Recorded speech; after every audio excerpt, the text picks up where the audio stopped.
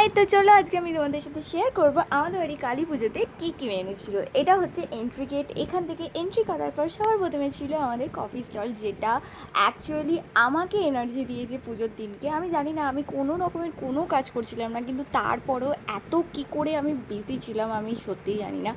আর তার সাথে পকোড়াও ছিল। আমি এতটাই বিজি হয়ে পড়েছিলাম যে এরপরে পকোড়া খাওয়ার অবধি টাইম পাইনি।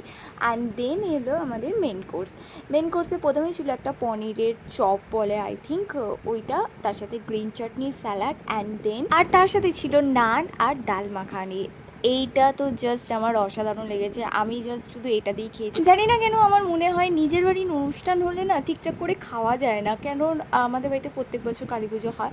অ্যান্ড প্রত্যেক বছর আমার সেম সিচুয়েশান হয় যে আমি রাত্রেবেলা খেতে বসে কিচ্ছু খেতে পারি না, লিটারালি কিচ্ছু খেতে পারি না। আমি এখানেও শুধুমাত্র ওই এক পিসি নান আর ডাল মাখানি খেয়েছি। পোলাও আমার এত ফেভারিট একটা ডিশ, এটা পর্যন্ত আমি খেতে পারিনি।